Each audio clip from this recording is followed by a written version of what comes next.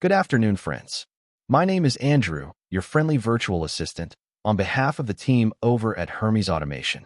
Welcome back to our introductory video series on the HERMES Home Dispatch solution. In our last video, I gave a brief overview of HERMES and its features.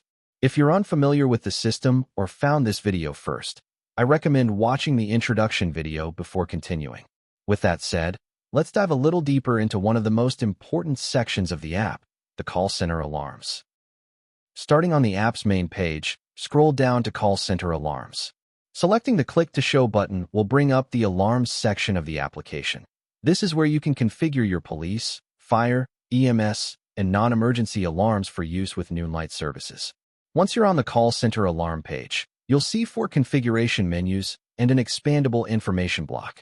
When selected, this block provides a short summary of the Hubitat safety monitor and switches.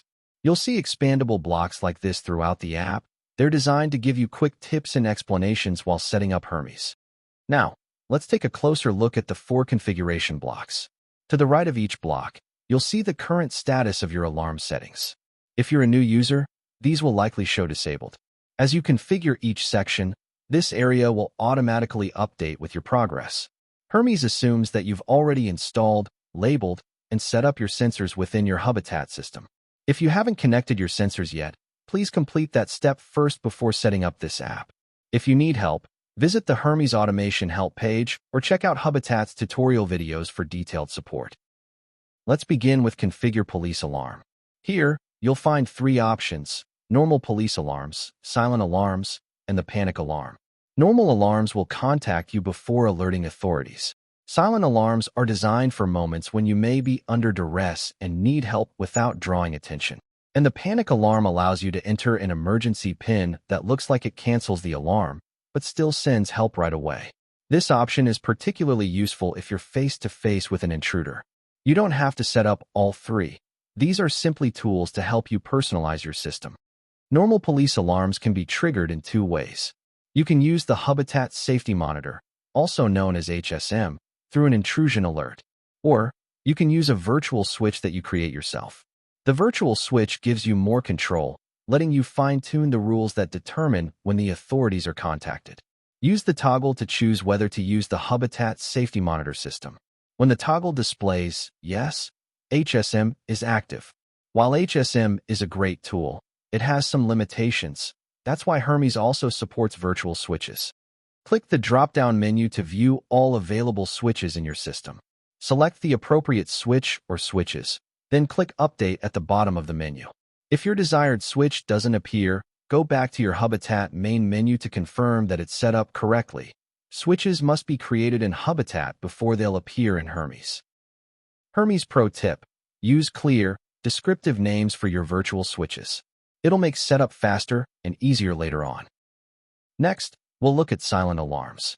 These work just like the normal police triggers, but our call centers will not contact you first. Silent alarms are for moments when you're in immediate danger, like when someone is trying to force their way into your home. Silent alarms can only be triggered by a single virtual switch. Once you've selected your switch, click Update. The selected switch will appear in the Current Status section automatically. Lastly, let's talk about the duress or panic alarm. This feature is designed for situations where you're still in danger while the alarm is active, such as being confronted by an attacker.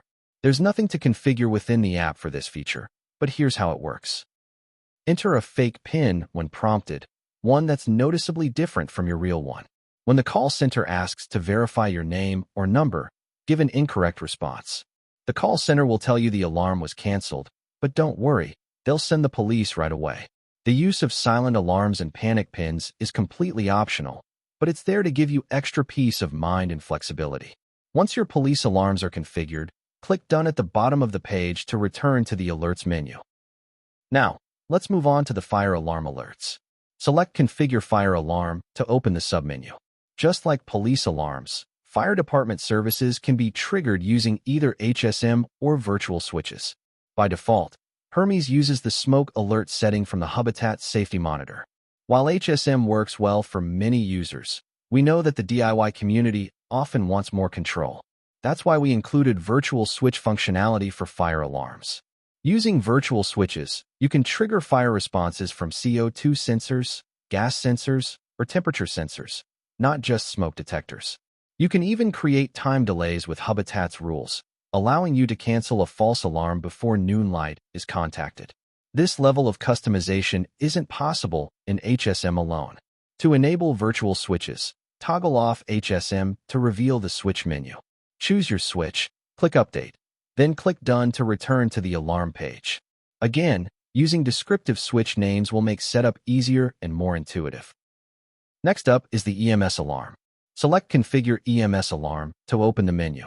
EMS alarms are designed for medical emergencies, such as falls or health-related incidents.